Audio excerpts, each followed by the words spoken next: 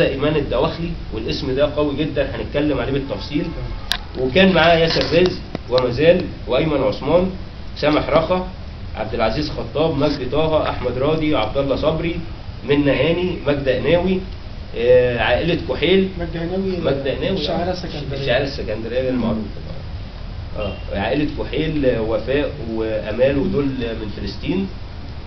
الدكتورة الشيماء دي كانت دكتورة مصرية قاعدة في اليمن.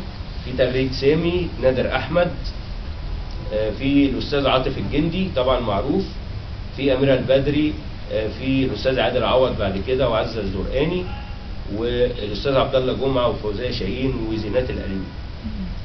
طبعا احنا بنتكلم على الجيل الثاني. الجيل الثاني أبرز ناس عملوا فيه نشاط كان منتدى التكية. منتدى التكية عايز اقول ان كان اللي بيكتب فيه، رغم ان هم وجوه جديده على الساحه الادبيه على الشبكه، ولكن المنتدى ده يكفي ان انا اقول عمل 25 اصدار. 25 اصدار دول فيهم 5 على نفقه ايمان الدواخلي لبعض المبدعين. يعني قلنا آل الحرة عمل ديوان مع الزكريين وكتاب الاغاني. ابناء طيبه عمل ديوان لكل المبدعين بعد 5-6 سنين. في مثلا يعني الانترنت بيخدم هنا على المطبوعه، يعني على بالظبط كده. في منشورات ورقيه وليست الكترونيه فقط. تمام. ورقيه.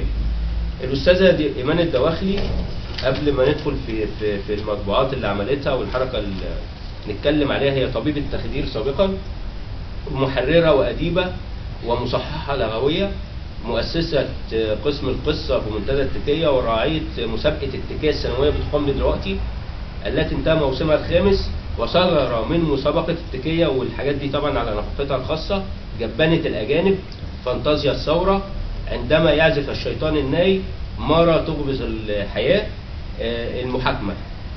وعملت إصدارات للتكية، حواديت الست الدكتورة، وعملت حاجة اسمها جمع تكسير. معظم دي الحاجات دي قصص وروايات. عملت رواية اسمها غادة، وعملت حاجة اسمها الأمة تلد، عملت حاجة اسمها أذان السندباد، عملت حاجة اسمها اضحكي وزنجبيلك والناس مقامات وعبس العبيد والمحلسة، وحتى القهوة أصابها البرود، وعلى باب الغربة، وفقر في المصيدة، ورسائل إلى الرئيس، ونوافذ مواربة. وأصدرت على نفقتها للمبدعين إصدارات مثل زيوس يجب أن يموت لأحمد الملواني، وعملت مجموعة قصصية اسمها ليل لمحمد عبد العليم، وشقوق الزمن لإبراهيم سعيد وغيره. يعني اللي بيتصدر لحاجة زي كده أيمن واضح إن هو مش شخصية بتبقاش عادية، يعني حد عنده قدرة على إنه عايز يدي، حتى لو مش شرط يكون شاعر. ممكن يسأل منتدى، ممكن يكون محب هو للحركة الأدبية وعايز يدي، ده ممكن يصرف على الموضوع. حضرتك لمست نقطة خطيرة. معظم الناس المبدعين اللي كانوا معانا أسسوا كل حاجة، لكن في ناس معانا كانت متذوقة للشعر ليس إلا. احنا كان معانا مؤرخ حربي الأستاذ جمال النجار، وكان عامل كتاب اسمه يوميات المعركة، مؤرخ لحرب أكتوبر.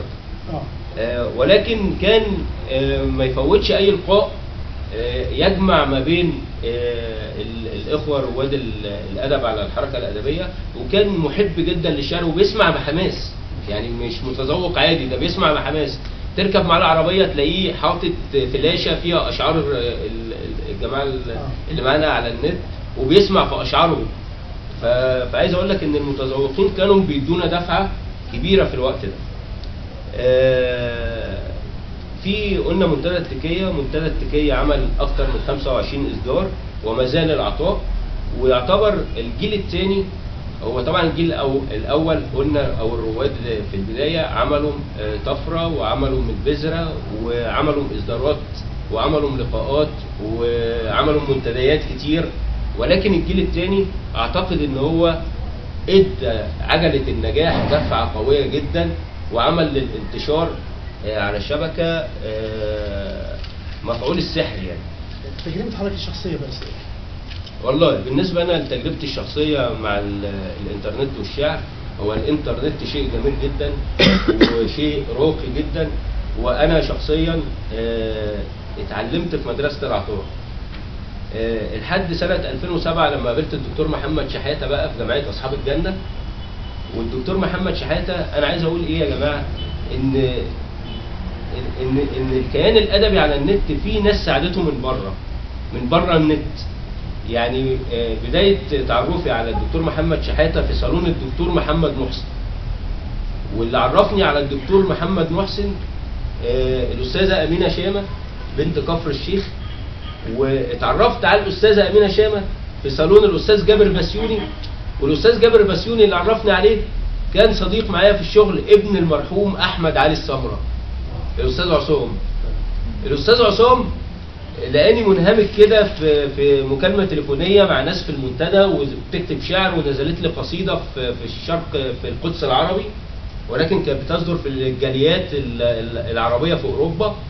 فقال لي انت بتكتب شعر كويس، طب ما اكلم لك جابر بسيوني. قلت له انت تعرف جابر بسيوني؟ اسمع عنه. قال لي اسمع عنه ايه؟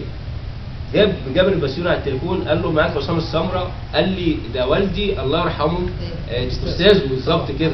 لقيت الاستاذ جابر بسيوني بيقول لي يعني الاثنين انا بعمل صالون، ما اعرفش ان في حاجه اسمها صالونات ادبيه، ما اعرفش ان في حاجه اسمها امسيات فعلا.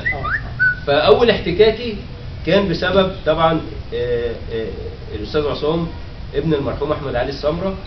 لما اتعرفت بالناس دي طبعا لما اتعرف مع على الدكتور محمد شحاته، الدكتور محمد محسن الله يرحمه، الاستاذ عبد الله، لقيت في فرصه جميله قوي ان انا امزج الكيان الادبي على الشبكه بالكيان اللي هو الايه بقى هنسموه العالم الفعلي اللي هي الامسيات الفعليه. فعملنا حاجه اسمها رابطه ومضه الادبيه. رابطه ومضه الادبيه دي يعني اشرف ان انا اكون مؤسسها، ولكن في الحقيقه يعني الاستاذ الدكتور محمد شحاته احتضن رابطه ومضه في جمعيه اصحاب الجنه لما كان الكيان بتاعها في سيدي بشر في شارع سيف. احتضن الكيان دوت بكل حماس، وتحمس لينا جدا كمجموعه من الشباب اللي طالعين عايزين يعملوا حاجه جميله وحاجه مشرفه. فاول تجمع للاخوه اللي هم على شبكه الانترنت من الشعراء والادباء من كل الاقاليم كان في جمعيه اصحاب الجنه عند الدكتور محمد شحاته والاستاذه ابتسام حسن، وكان ترحيب فوق الوصف، وكانوا بيمدونا باي مساعده نحتاج لها. وكان في الوقت ده افتكر ان كان في الاستاذ عبد الله جمعه عامل حاجه جميله اسمها صفوه الصفوه الادبيه. والاستاذ عبد الله جمعه عشان استاذ كبير في العروض وفي النقد وفي فنون الشعر عامه، لا قدام منه مجموعه من الشباب الصغير اللي محتاج مساعده ادبيه ومحتاج مساعده تقنيه. فانضم معانا في رابطه ومضه الادبيه بانه يمدنا باي شيء من فنون الشعر او العروض ويعمل لنا ورشه لو حبينا. بصراحه كان ترحاب جميل جدا منه ومن الاستاذ الدكتور محمد شحاته.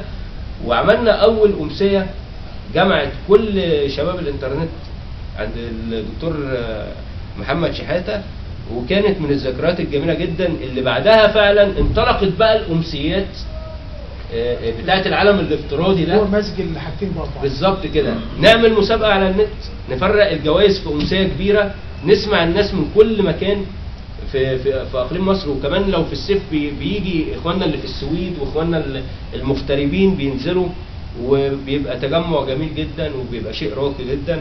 فانا طبعا لو قلنا الحركه الادبيه على الانترنت يا جماعه الفضل مش كله يرجع للجماعه اللي على الشبكه وبس، لا، لولا وجود ناس زي الدكتور محمد شحاته، الاستاذ عبد الله جمعه، الدكتور محمد محسن، الاستاذ عبد الله عبد الصبور، ما كانتش الناس دي هتقدر تحقق شيء على ارض الواقع بقى لما يطلعوا من الشبكه ويحبوا يمتزجوا بالمجتمع. بس زي ما انت احنا عندنا مثلا في التلفزيون مثلا يجي وقت كده معين ورئيسه القناه مثلا تقول لك ان البرنامج ده استنفد اغراضه خلاص، فشوف لنا فكره جديده. هل الحركه الادبيه على الانترنت يجي عليها وقت ممكن تحس ان هي استنفدت اغراضها وعايزين يجددوا وعايزين يغيروا؟ اي شيء عشان يستمر في الحياه عامه محتاج دماء جديده. ف عجله العطاء احيانا بتتوقف او بيسيبها زي ما بيقولوا كده عطب يعني او عطل. فالمبدع بيبقى داخل مثلا في منتدى ما تلاقي عجله عطائه بانطلاقه، وفجأة يحصل موقف ما أو ظروف عنده قهرية. حصلت معايا في أهل الحارة لما أسسنا منتدى أهل الحارة. كان منتدى أهل الحارة ولد كبيرا، لأن كان في ناس يعني عايز أقول إيه حماسهم شديد جدا، لحد ما أنا حصل عندي حالة وفاة والدي، فتوقفت أو وقفت عجلة العطاء شوية. تركت الموضوع كله للشاعرة الكبيرة الأستاذة ماجدة قناوي. الأستاذة ماجدة قناوي المسؤولية كانت كبيرة برضو عليها، ولانها كانت بتشرف على اكتر من منتدى في الوقت ده، فتوقف العطاء في اهل الحاره. علشان الاستمراريه لازم كل فتره تتجدد الدماء وتتجدد الافكار، لازم. انا مش عارف اشكر حضرتك ازاي بصراحه، يعني تناول رائع جدا للموضوع. ونفتح باب المداخلات بعد ساعات لو حد عايز يتناقش في النقطه دي. النقط دي